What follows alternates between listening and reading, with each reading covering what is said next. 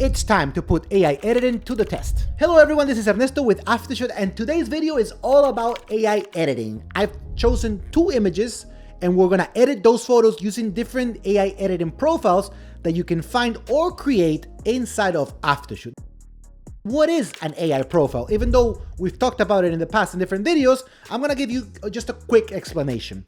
Think of a Lightroom preset. When you apply a Lightroom preset to any of your images, you're basically giving all your photos the same values. The same value for contrast, for highlights, for shadows. The preset doesn't make any decisions depending on what your photo needs. It just gives the same values to everything. Whereas an AI profile has been trained on so many photos that it makes different decisions depending if your photo was underexposed, overexposed. You can create or download many different AI profiles to work on your images.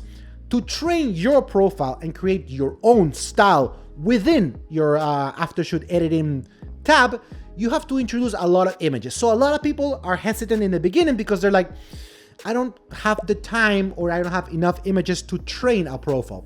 Well, for those people, we have Aftershoot Marketplace, which we're gonna check right now, where you can find many different styles that we have created for you, and a lot of them are free, so they're lifesavers. Let's check them out. Okay, so once you open Aftershoot, you can go right here to Aftershoot Marketplace, and you can see the many different AI editing profiles that we have here for you. They are categorized up here, editorial, vintage, film, whatever. You can also see the creators that made all these different profiles, different photographers, and of course, you have the Aftershoot profiles right there. Some are for free, some are for purchase. I mean, it all depends on what you like, on what you want, if you don't want to create your own. I would advise you create your own because that way your images will have your own style that you've been using all throughout the years. But if you don't have the time, maybe you can use one of these profiles over here. Let's check one real quick. For instance, let's go to this Lemon Zest by Aftershoot. This one's free. So once you open a profile, you can see what the profile does to different images. You can see the before and after, you can scroll it. And here we get a brief description on what the profile does. Now, what I've done for this video is I've created an album right here. And I've introduced two photos basically. A portrait, so we can see what different profiles do to the skin tones, and a basic wedding photo, just because there's some shadows here, some highlights, a lot of color, so we can see what the profile does to those different areas of the image. Now, I've already named each photo with the profile I am going to use to edit them. I'm going to use two profiles on my own, and then three profiles that you can find for free inside of Aftershoot Marketplace. So the first thing I'm going to do is I'm going to use my basic profile. This is a true to life, true to color profile. It's very contrasty, very punchy, but it's the one I use the most. Let's try that one first. So that one would be Estilo Ernesto. That's how I called it. So I've given it 2 stars. Let's go to edit. Let's go to the 2 stars. It should give me the 2 photos. And I am going to use that, Estilo Ernesto. That's basically it. That's the only one I'm going to edit. And there we go. Like I said, this is my own personal style, true to color, true to life, contrasty, punchy, but not overdone. If you can see it compared to the original image, I like what it does, you know? And I use it a lot in events, conferences, just quick edits that don't have to be too artistic, don't have to be too worked on. This is what it does. And if you compare it to the original image, you can actually see the edit there. That's my own style. Now let's see what I did to the wedding. So right there, just like I said, normal, traditional, basic, but good and trustworthy. If you compare this to the original photo, that's the original one.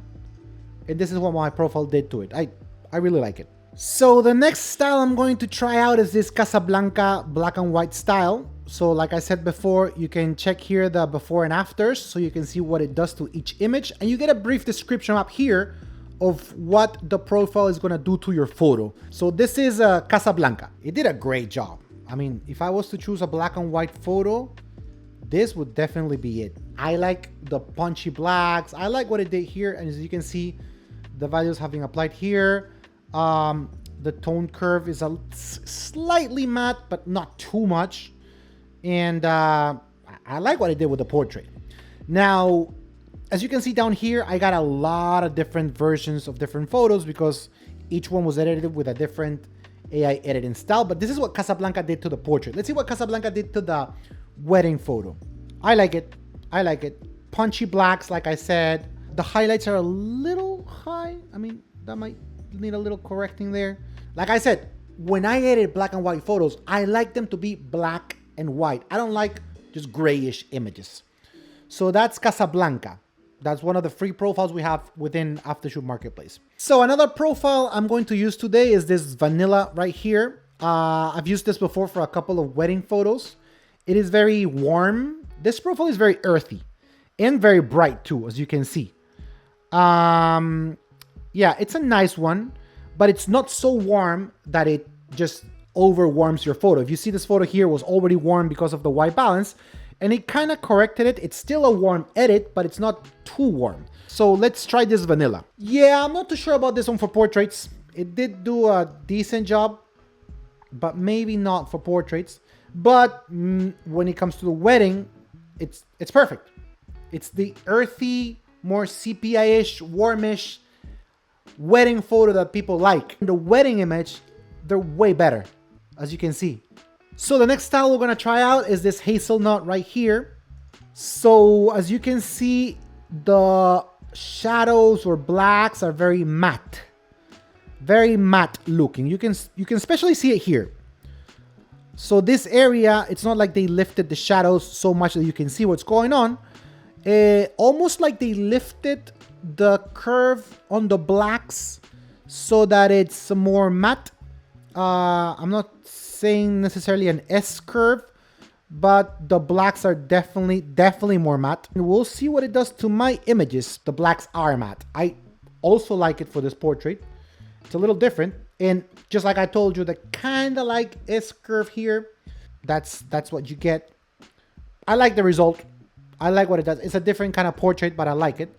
Let's see what it did to the wedding photo. So this is 3 stars and this is 3 stars. Again, matte blacks, but still a good, well-balanced image. It looks nice. It looks good. It works. I would deliver this photo. If you compare it to the original photo, which was a little dark-ish on some areas, this one really did the trick. So hazelnut is a good photo. Of course, when it comes to all these photos, I haven't worked on the crop or the straightening. I could have done that, but I like to do that manually. That's just me. But Aftershoot can do that for you. Now, another profile that I've created, it's called Street. It is my more, I would say, artistic kind of profile. I use it for a lot of lifestyle images. I guess you guys will just have to see it, but I'm showing it today so you guys can see that I can create different profiles depending on different editing styles I might have. So let's check that out too. I feel like in this case, it might be a little too saturated, just a little bit. That's where I would have done with the photo if I had to correct it. But in comparison to the original one, you can see that there is a difference. There is a change. If I was to check the wedding image, which I wouldn't use this profile for a wedding photo, but I still have it there. It's decent. It looks good. It's not oversaturated here.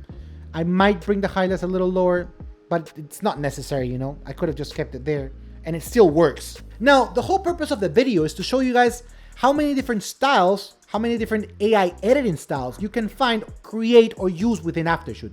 I've created 2 of my own that I've showed you today, and I have 3 that I've downloaded from Aftershoot Marketplace.